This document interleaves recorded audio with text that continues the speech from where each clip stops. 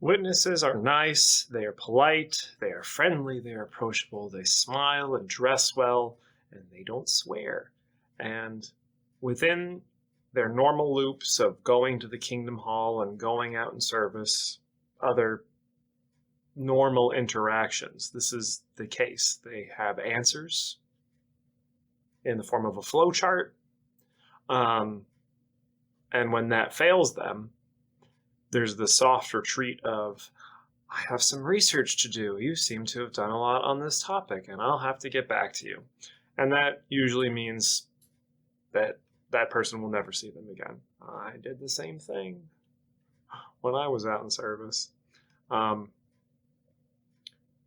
This is a public face for the group, for the outside people, but that isn't to say that there isn't a constant stream of gossip and swearing and drinking and whatever behind closed doors or with people that a witness may feel comfortable with.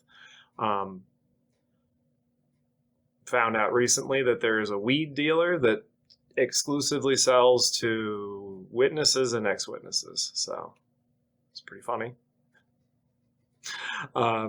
But as a group, that doesn't show up. They keep things out of the limelight, and they're good at putting on a public face. Everyone I see at the hall is so nice and friendly. But in the last couple of weeks, I've gotten to see something that is interesting when you push them outside of those normal, comfortable loops and how they behave when there isn't a clear flow chart or when emotions are running high. My baby scratched my nose, which is what that is. So before we get to the point of what I'm talking about, I have a little backstory. So I'm reading from a script because I can't talk extemporaneously. And my counsel point on audience contact and use of notes does need a little refinement, so I'm sticking a little bit hard to my script. So what happened in the last 2 weeks has been fascinating. We had a friend that reached out to us, and I'm not going to tell her whole story because I'm hoping I'm not oversharing with what I'm going to say. I hope this is okay if you ever see my video. But I think it's probably okay.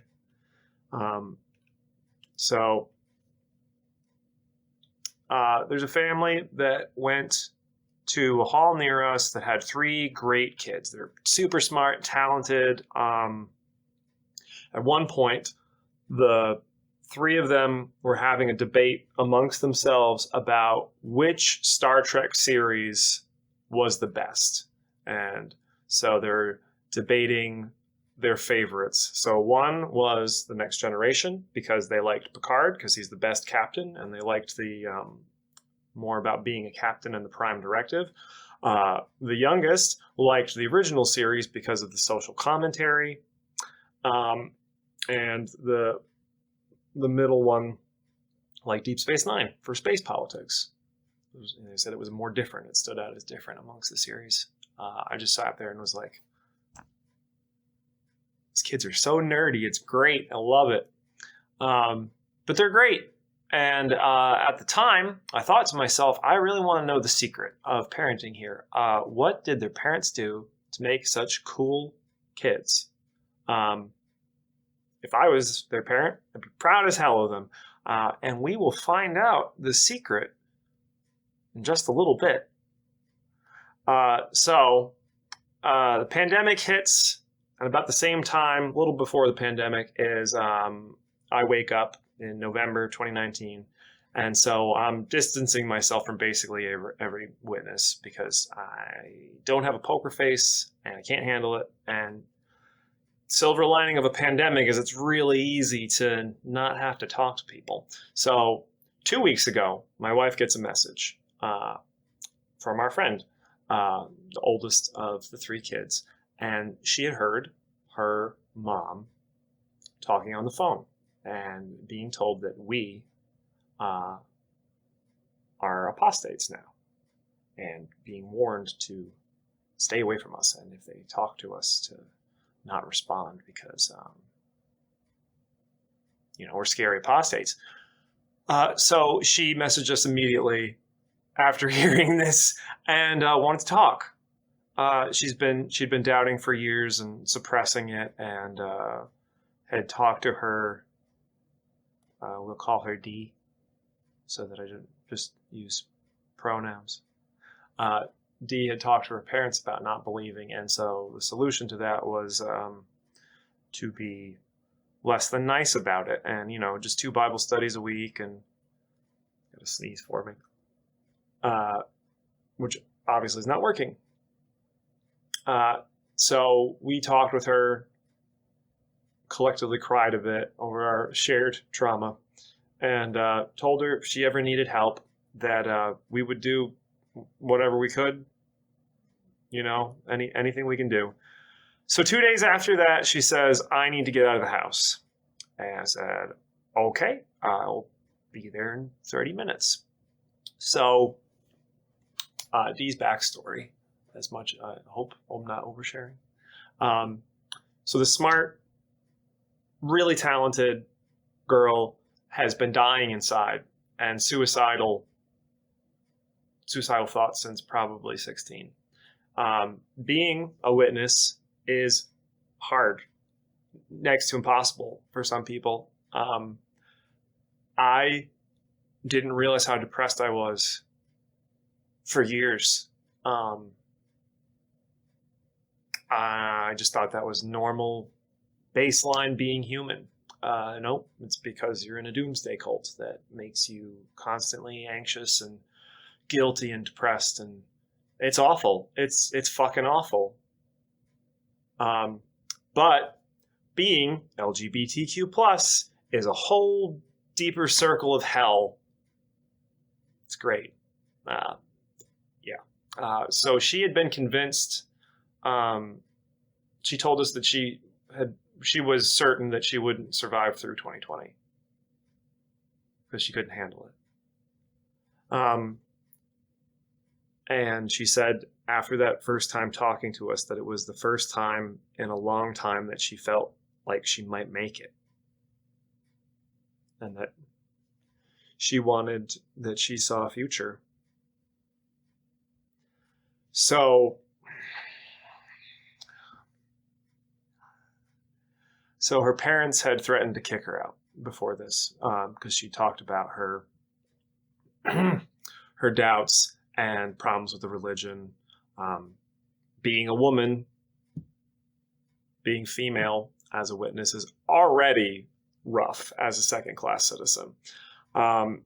So from what her parents had said, they would have taken all of her stuff and thrown her out. No laptop, no phone, no iPad. Basically, she would have been out on the street with $150 and the clothes on her back. And that's it. No car, because she's a good witness. No worldly friends or family nearby to take her in. So homeless in the middle of the winter, in the middle of a pandemic. Loving. Am I right? So she decided that she needed to make the first move so that she wouldn't lose all of her things. So she threw a bunch of bags out a window and ran away wearing 5 pairs of pants and carrying about 8 bags. So I pulled up to a nearby park. She popped out of the bushes and we moved her into our spare room. She's doing a lot better, thankfully. A lot better. So here's where we get to see some of the loops and what happens when they break and what the witnesses are under the surface. So the secret, apparently, to these amazing kids is emotional abuse. Yay! Behind those smiling faces at the meeting is a not very good home life. So I'm going to scratch that off of my parenting to-do list. Side note, but I can't remember the name of it. I'll try to figure out how to make a link. There's a book on emotionally immature parents and how to deal with it. And it reads like it was written. It sounds like the author was camped outside of the window of my in-laws' house and just studying them like Jane Goodall studying the chimps. It is 98% my wife's parents' home experience and 98% Dee's home experience and parents. And it's rough. It's real rough. But if you're going through that, I highly recommend it. Fantastic book. Only 2/3 in. I haven't finished it, but so far, man, nails so many witnesses. I'll have to talk about that in another video because I think it's a trend. So Dee's parents had, not long ago, had her stop going to therapy. They knew she was depressed. She has some other mental health issues, and they stopped her going to therapy because they thought that the going to therapy was why she was questioning, why she had doubts in the religion. So, good parenting, healthy, that's good. So now, haven't talked to Dee since the beginning of the pandemic. This is the 2 weeks ago was literally the first time that I had any contact with any of them. And that was her reaching out to my wife. But that is a hard thing to believe as a witness. So apparently it's unbelievable to them that their very smart daughter looked at evidence for evolution and says, that sounds pretty convincing to me. Or I see flaws in the theology of the witnesses because there's a few, and with Christianity in general, there's some flaws there. But no, that couldn't be it. She couldn't have come to her own conclusions. Yours truly must have been the evil, manipulative apostate, and I tricked her into losing her faith. No. I'm not going to talk with her dad, but I'm going to be like, you are overestimating me and underestimating her. Nope. So her dad told her that if he sees my face, that he doesn't know what he'll do, but he'll probably end up in jail. And he's a big guy who apparently has gone to jail for assault and other things. Not the greatest emotional control. So believable. But I think it's hilarious that a witness is threatening to beat me up. It's very funny. I'm a pretty slim dude. So, ooh, wow, what a big tough man going to beat me up. He also made it sound like he's such a great guy for not coming over and breaking down the door and dragging her home, which she is she's not a minor. She is an adult. So that's kidnapping and breaking and entering. Wow, what a nice man you are for not kidnapping someone. Lovely. So that was interesting. And the next thing, her uncle comes by. They're outside the house. He is saying a lot of not very nice things about her, a lot of guilt, a lot of gaslighting. If you've been a witness, it's the standard stuff. Very hurtful, very emotionally manipulative, loudly yelling at her. And he's saying to her that we can't be trusted, that we are just trying to take advantage of her, because I wanted to steal her $150 or her many pairs of pants. From the LGBTQ comment, yes, she's not interested in me, so I don't know what I'm taking advantage of there. And he says how old we are, 33 and 27. We have 2 kids, almost 4, almost 1. He says, how can they take care of you? Dude, I have 2 kids that are still alive. I'm going to claim to be the best parent, but I also have threatened to throw them out. So we got a little one up on there. And at the very least, I have proven that I can protect them from animals and the elements and keep them fed. She's 18. She's legally an adult. I don't have to raise her. That's literally all I need to do. She just needs shelter from the elements and food. So apparently I'm not capable of doing that, except to them, she's still a child. So I have never met this man. I don't know his name. I've never seen his face before. And yet somehow he's comfortable saying all these very insulting things on my front porch, which at that point I got tired of hearing. So I told him to leave politely, but he ignored me and was looking past me, wouldn't talk to me, wouldn't make eye contact. So I loomed over him a little bit, which I am not a confrontational person, but when you've been saying very rude things, to put it nicely, in front of my house within earshot of me, made me a little mad. I'm 6'3", I got thick boots, but I'm very skinny. I mean, I don't think I'm a frightening looking person, but I am tall, so I can, loom a little bit. So I did, and after threatening to call the police a couple times, he finally left. Wasn't taking his witness training very seriously there. You're supposed to hightail it out of there as soon as that's mentioned. And so as he's backing out of our driveway, just lays on the horn the whole way down the driveway. And I told him, it was very Christian of you. Have a good night. Waved at him. I thought it was funny. But yeah, I found out after the fact that I was very rude and angry, and I tried to intimidate him. I had bright green nails at that point. My bright green nails and my big, it was much poofier then, my big poofy clown hair. I'm sure he was very frightened of me. But I'm an evil apostate, so there's that. So, interesting side note of this, we found out that this whole time that this guy is making his niece sob uncontrollably, like gasping for air because of the awful things he's saying to her.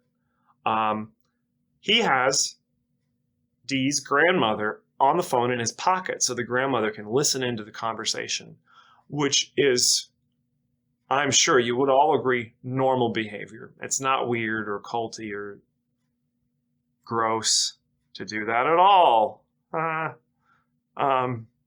So the next part of this whole unfolding saga is that my father-in-law has been conferring with Dee's dad on the daily, apparently 4 times a day. I don't know what they have to talk about because there haven't been any new developments. But my father-in-law is convinced that I not only tricked Dee, but tricked my wife. I am the evil mastermind behind all of this. It's the misogyny of being a witness. But these girls, they can't come up with their own thoughts or come to their own conclusions. It must have been put into their heads. Gross.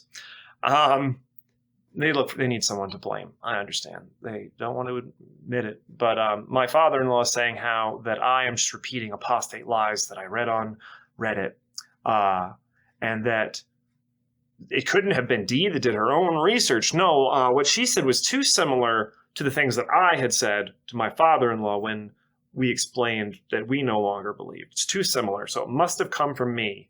And she was just repeating my talking points. First of all, he has no proof of any of that. I never talked to him about Reddit. I'm interested to know how he knows that there's an exJW presence on Reddit. That's fascinating information for him to have.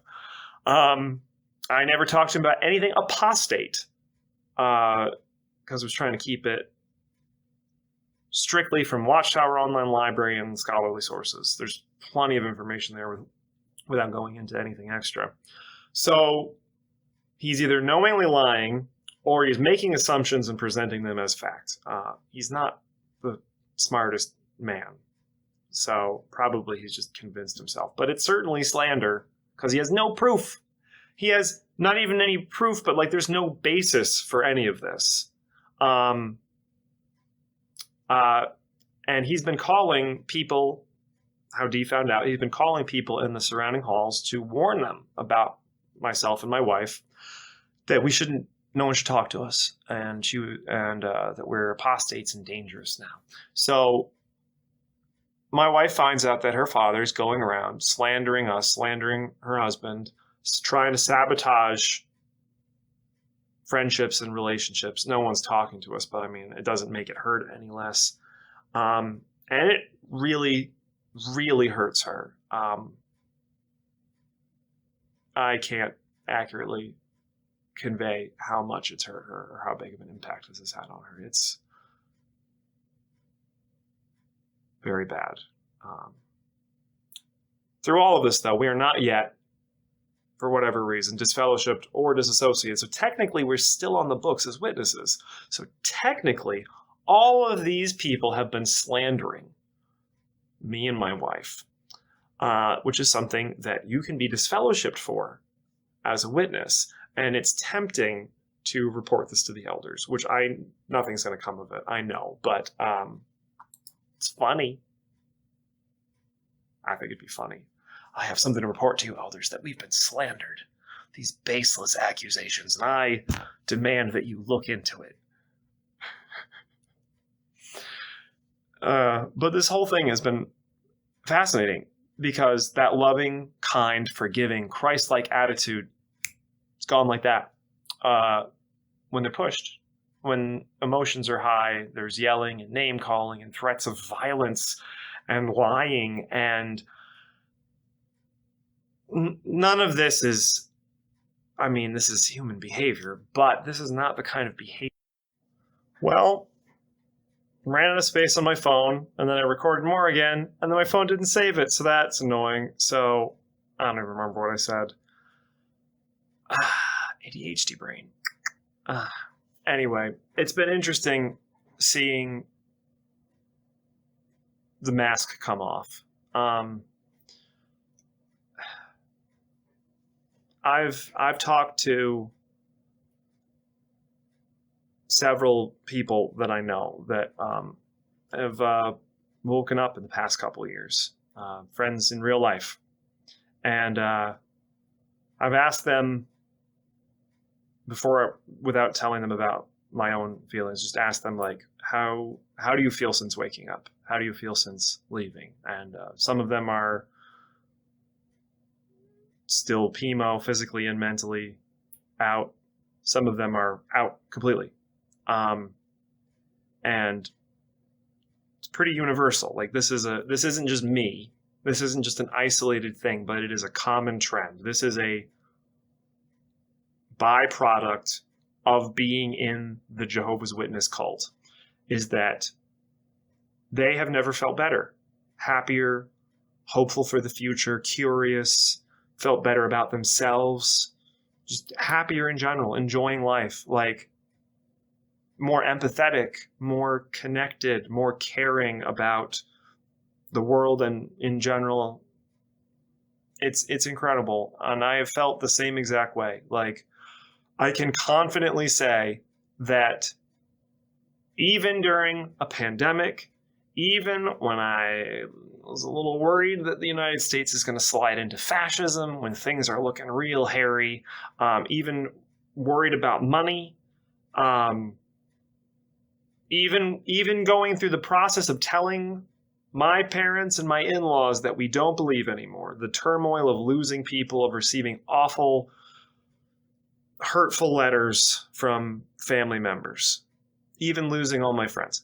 This is a high point for me. I have never felt happier, even with all this stress. I mean, the stress is bad and it's really depressing and it's sad, but like average baseline level of me, never been higher. I've never felt better about myself because of all the fear and the guilt and the anxiety and the constant undermining of your individuality, your belief in yourself, your confidence, your everything. Trying to force this persona onto you. and pretending for everyone and suppressing your own self, your own thoughts. It's exhausting and painful and horrible. Never felt better. So there's this little plateau where the witnesses are at, where their baseline, a little lower. Baseline here. Leaving, little dip. It's a big dip. It hurts a lot. The process of leaving is painful and intentionally slow. Intentionally so, because they don't want people to leave. They want it to hurt so that either you don't leave and you come back, or you can be made an example of to keep everybody else in line. But after that little dip, things get much better.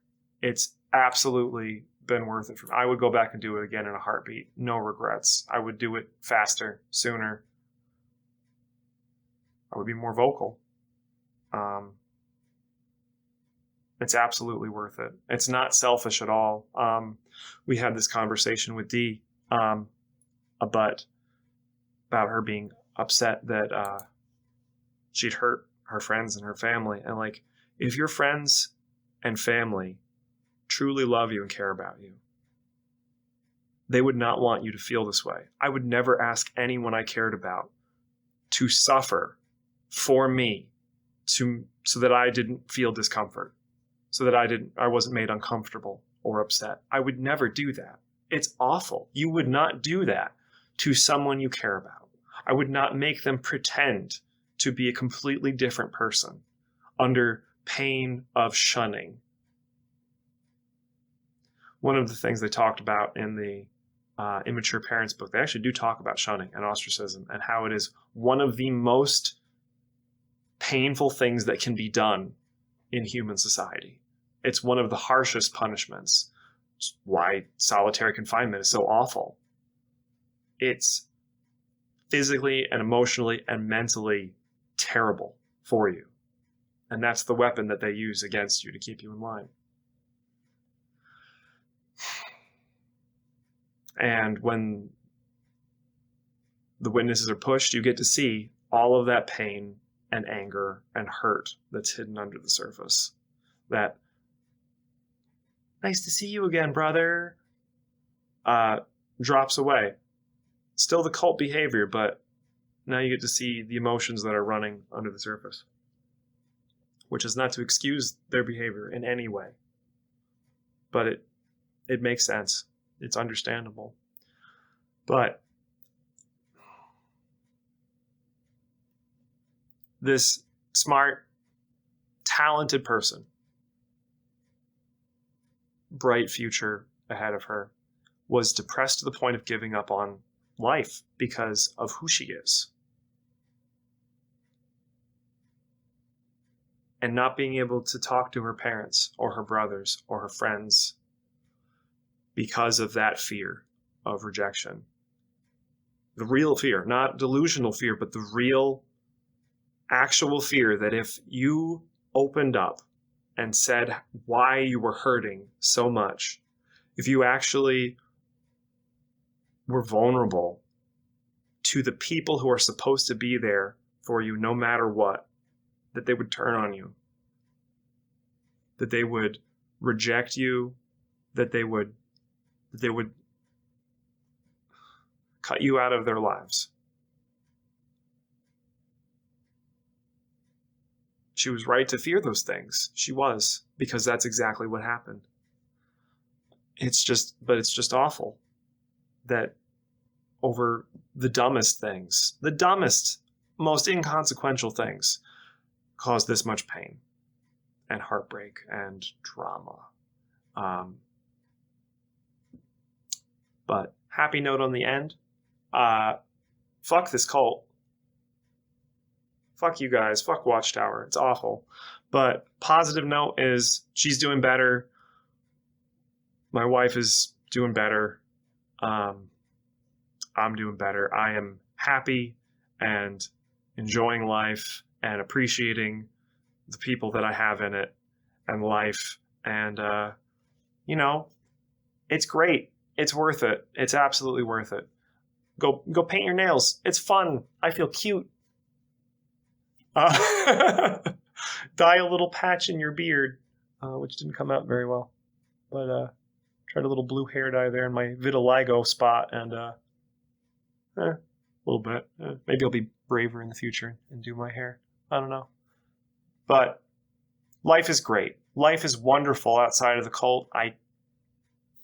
A plus, would do it again. I really hope that you're having a good day. Life is wonderful. There is a life out here for you if you're still in. Work towards it. You can do it. And it's absolutely worth it. You deserve people who love you for you, not for who they want you to be, not for the character that you play in their life, but the real, authentic you. So, have a great day. I am